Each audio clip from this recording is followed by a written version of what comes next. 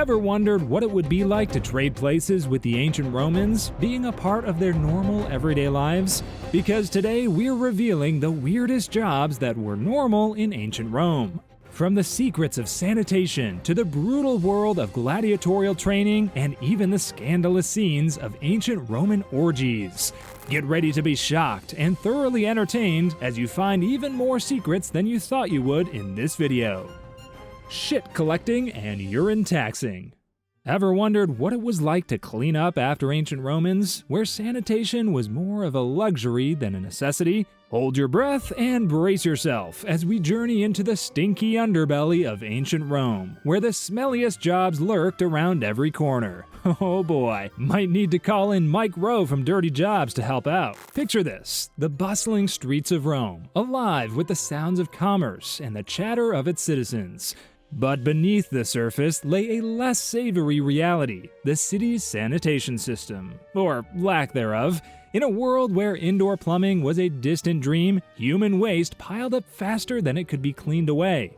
Enter the latrine cleaners, brave souls tasked with the absolutely disgusting job of clearing out Rome's overflowing cesspits, which were large underground holes or containers that collected solid waste, urine, and dirty water, and latrines. Armed with little more than buckets and shovels, these unsung heroes waded through waist-deep filth, their nostrils assaulted and waging war by the noxious fumes of decay.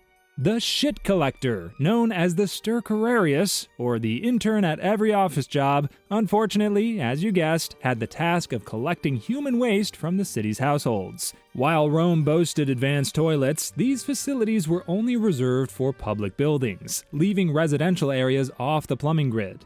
Thus, the stercorarius trudged from house to house, carting away buckets of human waste to be sold to farmers for fertilizer in return for only 11 coins.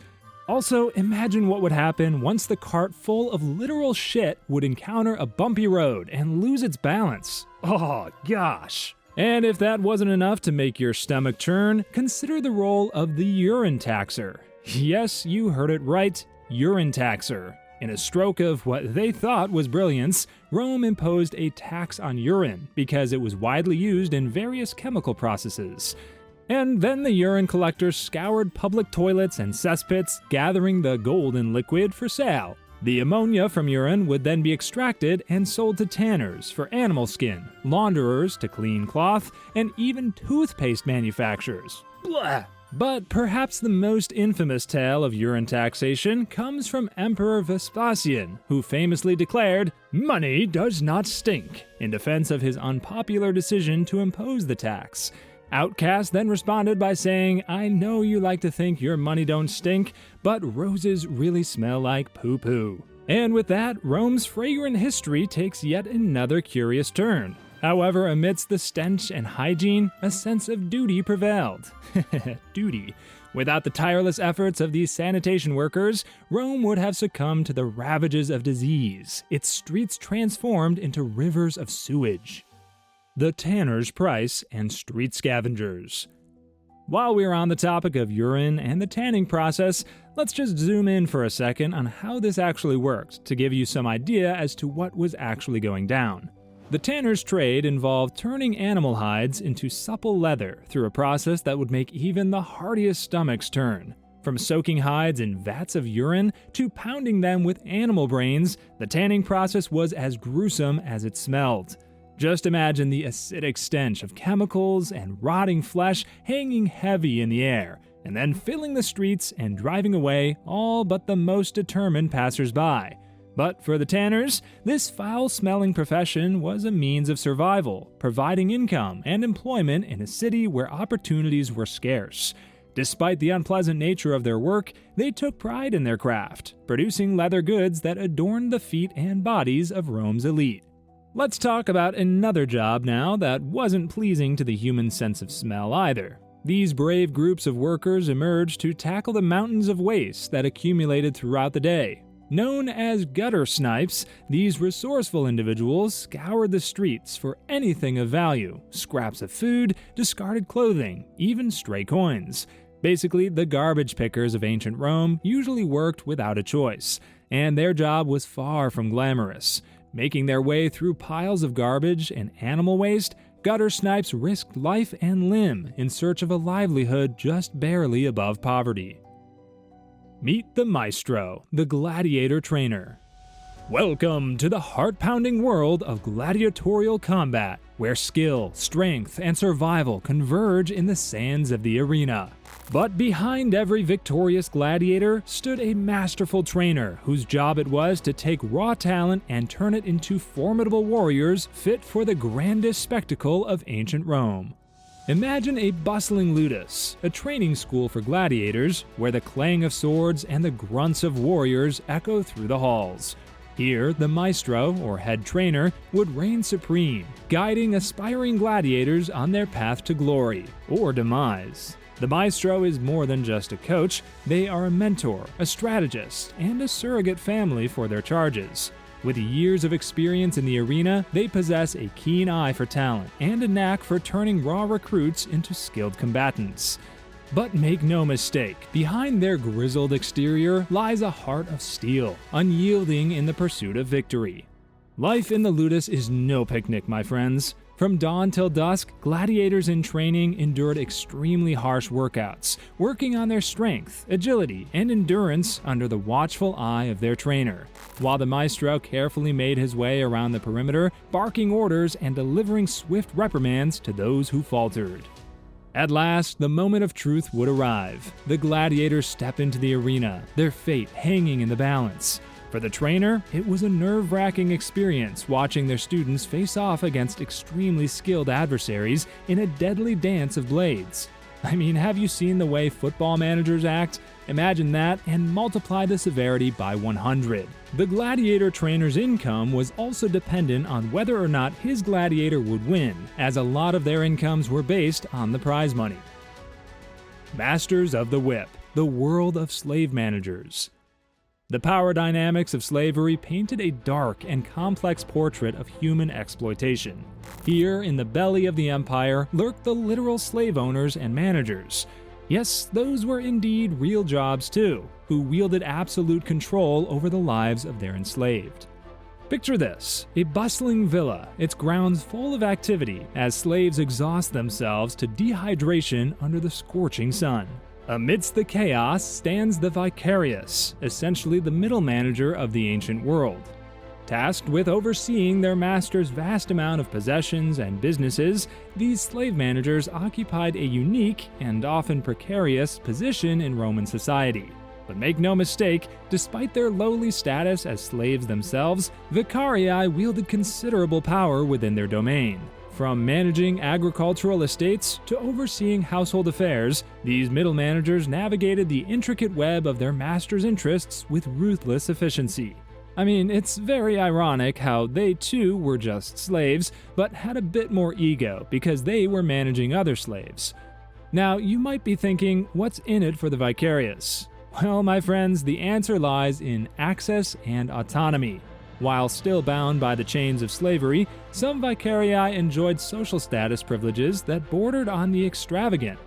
Imagine being granted access to your master's assets, a taste of wealth and influence that few slaves dared to dream of. Some vicarii even received a portion of the profits generated by their master's ventures, providing them with a path to eventual freedom. But for some of them, power and profit knew no bounds. In a twisted twist of fate, some vicarii chose to follow in their master's footsteps, purchasing their own slaves and ascending to the ranks of slave owners themselves. Talk about the phrase, you either die a hero or live to see yourself become the villain. And so the cycle of exploitation continued, perpetuating the dark legacy of Roman slavery for generations to come. The armpit hair plucker and sweat scraper. In a society where smooth, hairless skin was the epitome of beauty and cleanliness, the armpit hair plucker, or alipilus, held a vital role, and it is exactly as it sounds. These unsung heroes were tasked with the very careful removal of unwanted body hair, particularly from the armpits, using an array of tools ranging from tweezers to specialized creams. While the job may seem weird to modern sensibilities, in a way, if you think about it, it wasn't much different than going to a salon. It was an essential aspect of Roman grooming standards, which valued smooth skin as a sign of refinement. But it wasn't just about aesthetics. Removing armpit hair also served practical purposes, such as reducing body odor in communal settings like the baths and gymnasiums. Because, let's be real, we all know deodorants didn't really exist back then, and imagine what the situation would be like in a room full of even 5 gladiators after sweating in the sun the whole day. Despite the importance of their work, armpit hair pluckers were often individuals from the lower strata of society, and their role was far from glamorous. Yet their expertise and gentle touch were highly prized, with some even being trained specifically for the task within wealthy households. The Alipulas also often worked with other grooming professionals, like barbers and masseurs, creating a shared grooming experience that was an integral part of Roman social life. It slowly became a social ritual that facilitated networking and the exchange of news and gossip. Now, as far as the second gladiatorial grooming job, you could say it's worse than the first. It was the duty of the gladiator's sweat scraper, or stridulus, to ensure that the fighters remained clean and ready for battle. Armed with a curved metal tool called a strigil, these individuals scraped sweat and dirt from the bodies of gladiators after their fights. Seems totally and utterly unbelievable, right? But the role of the stridulus was not just hygienic, it was also therapeutic and ritualistic. The scraping was followed by a massage and the application of oils, serving to relax the muscles and promote quick recovery, essential for warriors who often fought multiple rounds in a single day. Despite their importance to the well-being of gladiators, sweat scrapers were also often slaves or individuals of low social standing, and their work considered unimportant despite its significance. Orgy party planners. Prepare to step into the hedonistic world of ancient Rome, where pleasure reigned supreme and lust knew no bounds. In the shadows of the empire, amidst the opulent villas and sprawling estates, lurked a select group of individuals whose sole purpose was to orchestrate the most extravagant and scandalous events imaginable: the orgy party planners. In ancient Rome, where excess was the norm and pleasure was pursued with reckless abandon, orgies reigned supreme as the extreme height of indulgence. But behind every gathering lay some serious planning and organization, courtesy of the orgy party planners. A whole event management team, these elite individuals were the architects of indecency.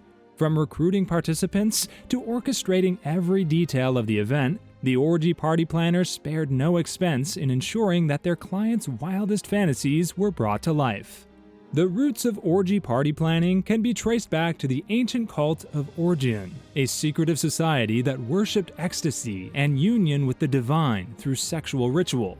Though the cult's origins are a mystery, its influence on Roman society cannot be overstated. The orgy party planners, often closely affiliated with the cult of Orgion, were masters of their craft. With their vast wealth and connections to the highest elite circles of Roman society, they transformed ordinary gatherings into extravagant spectacles of lust and indulgence. Enter Gaius Petronius, the star orgy planner of ancient Rome and Emperor Nero's favorite confidant. With his impeccable taste and flair for the dramatic, Petronius orchestrated some of the most outrageous parties the empire had ever seen. But as Nero's appetites grew more and more desperate and extreme, so too did the pressure on Petronius to deliver increasingly scandalous events. Eventually, Petronius fell out of favor with the emperor, and his punishment? He was forced to take his own life. Ever the party planner, he even made an event out of his suicide, a fitting end for the master of debauchery. Following Petronius' demise, Tigellinus stepped into the spotlight as the new master. Known for his ruthless ambition and insatiable appetite for excess, Tigellinus surpassed even Petronius in his notoriety. Under Tigellinus' rule, orgies reached new heights of depravity, with scandalous activities such as daisy chain sex. I'm picturing human centipede, but I hope I'm wrong. Tigellinus spared no expense in his pursuit of pleasure, even if it meant pushing the boundaries of decency to their breaking point. But wait, there's still more jaw-dropping revelations you won't want to miss. From the stench of sanitation to the scandalous secrets of ancient orgies, we've peeled back the layers of history to reveal the weirdest jobs of ancient Rome. So if you're craving more fascinating insights into the curiosities of the past, be sure to hit that like and subscribe button to stay tuned for our next deep dive into history's most intriguing tales. And most importantly, don't forget to comment about what you personally are dying to know.